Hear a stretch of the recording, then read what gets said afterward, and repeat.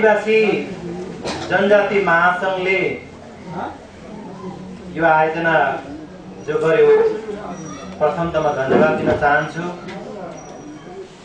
र खुसी केमा छ भने सहभागीको नाताले बोलाउनु भयो तर बोल्नै दिनुभयो। यो खुसीको कुरामा व्यक्त गर्न चाहन्छु र हामी सबैलाई थाहा छ देश अहिले एउटा संकटमा गुज्रिरहेको छ। विश्वासको वातावरण बनिराखेको छैन, अन्योलाई अन्यल सृजना भइराखेको छ। कुनै पनि नेतालाई सोध्यो, कुनै पनि राजनीतिक ज्योतिषलाई सोध्यो भने अब देश कहाँ अगाडि बढ्छ भने एउटा सही जवाब छैन। कोही नेतासँग त्यस्तो भिजन छैन जसले देशलाई अगाडि बढाउन सकोस्। र यसो भनिरहँदा गल्ली गल्लीमा यो कुराहरू सुनिरहँदाखेरि युरोपको एउटा कुनै 17औं शताब्दीमा को कुरा एउटा म प्रसङ्ग जोड्न चाहन्छु। यस्तै भइराख्यो रे धेरै त्यो देशमा पनि। अहिले त्यो देशको नाम त अर्कै बनिसक्यो। अनि एक दिन चुनावको मौका आउँदाखेरि एउटा कर्मचारीले राष्ट्रपतिको चुनाव लड्ने घोषणा गर्यो। कसैले पत्याएनन् अब एउटा कर्मचारी राष्ट्रपतिको लागि चुनाव लड्ने भन्दाखेरि। कोही सञ्चारकर्मी गएनन्, सोधेनन्, अन्तर्वार्ता लिएनन्। तर हिँडिराखेको गएको प्रचारको क्रममा गएको देखेपछि एकजना अलिकति थिङ्कर एकजना पत्रकारले चाहिँ पछ्याएछन् उनलाई र पछ्याएपछि सोधेछन्, होइन तपाईँको खास मुद्दा चाहिँ के हो? तपाईँ त लागिराख्नु भएको छ, एकजनाले चिनेको छैन तपाईँलाई, कसरी राष्ट्रपति उम्मेदवार जित्नुहुन्छ भन्दाखेरि उनले के भन्यो भने यो देशलाई निकास दिने मसँग एउटा मुद्दा छ, एउटा फर्मुला छ। म राष्ट्रपति भयो भने त्यो सूत्र लाउनेछु, त्यो नीति अवलम्बन गर्नेछु र यो देशलाई म यो दलदलबाट उठाउनेछु। त्यसो भए भन्नुहोस् तपाईँको यो त्यो सूत्र, त्यो फर्मुला, त्यो मुद्दा के हो भन्दाखेरि फाइल बढाउने भनेछन्। मन्त्रालयमा थुप्रिएको सयौं वर्षदेखि थुप्रिएको योजनाको फाइलहरू नबढ्नुको कारणले देश दलदलमा फस्या, देश अगाडि नबढ्या। त्यसो भएको हुनाले यो मन्त्री, यो नेतालाई थाहा छैन मन्त्रालयमा अफिसरमा कति फाइल थुप्रेको छ। त्यो फाइललाई अगाडि बढाउनु अनि मात्रै देश अगाडि बढ्छ। यो राजनीतिक सिद्धान्त दर्शाउनु पर्दैन भन्ने कुरा उनको त्यो भोइस ब्रोडकास्ट जब टिभीहरूमा समाचारमा अगाडि आएपछि उनी रातारात राष्ट्रपति भए हो। त्यो जस्तै अहिले यो मुद्दा खोजिरहेका नेताहरूलाई थाहा छैन कि यो देशको समस्याको जड के हो र कसैलाई राम्रो थाहा छ र पनि भन्न चाहनुहुन्न। त्यो त्यही हो पहिचानको मुद्दा। आज यो देशलाई निकास पुर्याउने, निकास निकाल्ने, देशलाई यो समस्याबाट माथि नयाँ फड्को उचाइमा लैजाने, निकास दिने देशलाई हो भने एउटै मात्रै उपाय छ, देशको सम्बोधन पहिचानमा आधारित राज्यको निर्माण, राज्यको पुनर्संरचना गरेर देशलाई अगाडि बढाउनु। यो भन्दा अर्को विकल्प छैन। पहिचानको मुद्दाबाट भाग्ने पार्टी र भाग्ने नेता अब नेपालको जनताले कुनै पनि गाउँले बाँकी राख्नेवाला छैन, कुनै पनि छिमेकीले क्षमा दिनेवाला छैनन्। मैले त बारम्बार भन्ने गरेको छु, पहिचानको विरोधी, पहिचान नचाहने नेपालमा हजारौं गाउँमध्ये एउटै मात्रै गाउँ छ, त्यो हो सिंहदरबार। सिंहदरबार भन्दा बाहेक सबै गाउँले पहिचानको पक्षमा छन्, संघीयताको पक्षमा छन्, त्यो एउटै गाउँ हो सिंहदरबार। त्यो सिंहदरबारलाई ध्वस्त नगरिकन हामी पहिचानको मुद्दामा अगाडि सम्बोधन देखिँदैन। र रमाइलो पक्ष के छ भने अब हाम्रो कुराहरू सम्बोधन होला, पहिचानको पक्षमा बोलिदिएनन्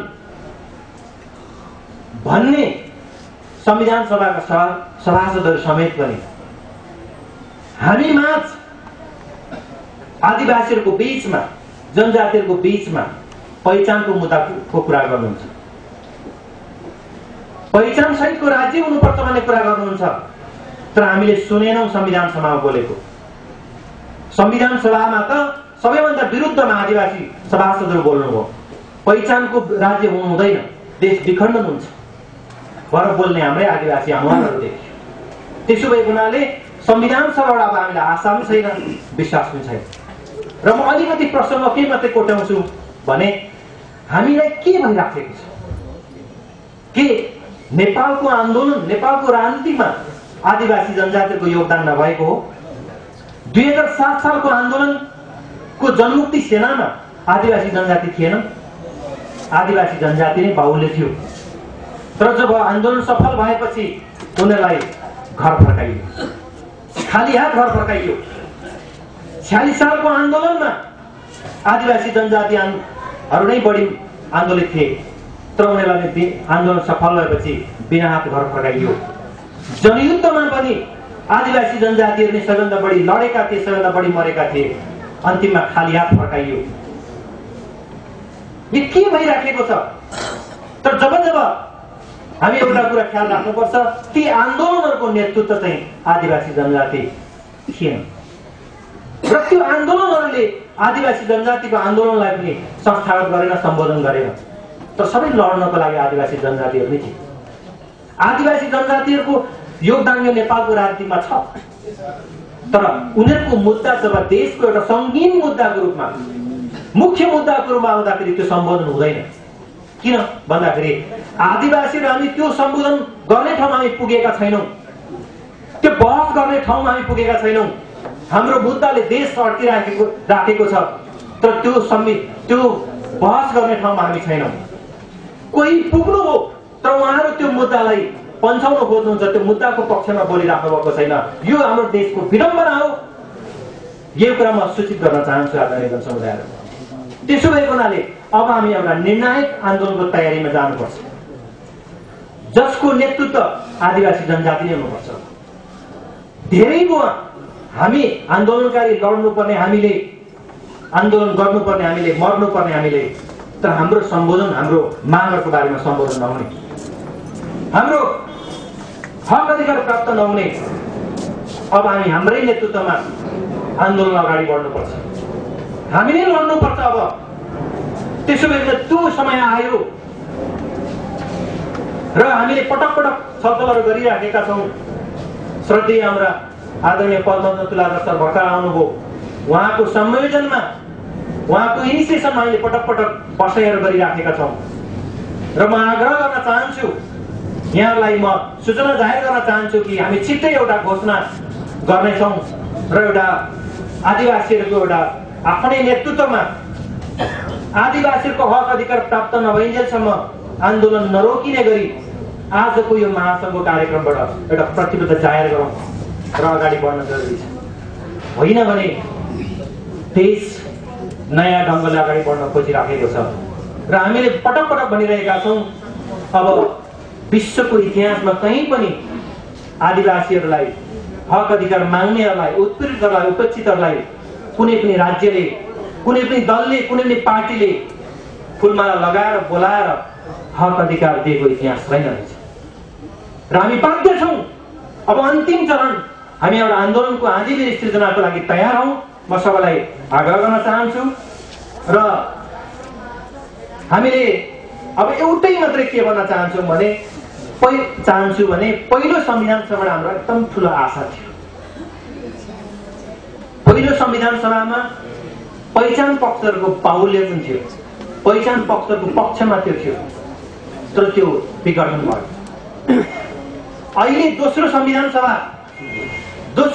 सभा अगाडि बढ्यो। दोस्रो संविधान सभामा पनि पहिचान पक्षधर अनुहारहरूले पहिचानको पक्षमा नबोलिरहेको देख्दाखेरि इन्डियामा एकजना नेताले भनेछन्, जिसको मैं बचाना चाहता था, जिसको मैं बचाना चाहता था उसी से मैं मारा गया। जसलाई म बचाउन चाहन्थे उसले मलाई मारिदियो। हाम्रो आशाहरू, हाम्रो विश्वासहरू, हाम्रो चाहनाहरू, हाम्रो मागहरू जसले बोल्दिन्छ भनेर, जसले निषेध गरिदिन्छ भनेर हामी आशा र विश्वास गरिरहेका थियौँ, भर परिरहेका थियौँ, उसकै नेतृत्वमा, उनीहरूबाटै हाम्रो मुद्दाहरू मर्ने क्रम र मार्ने क्रम जारी भएको छ। त्यसो भए उनीहरूले खबरदार ती सबैलाई, हाम्रो अनुहारलाई, त्यो मुद्दाका विरोधीहरूलाई कसैले पनि बाँकी नराख्ने गरी हाम्रो आन्दोलन अगाडि बढ्न जरुरी छ भन्दै बिदा हुन्छु। धन्यवाद। सङ्घीय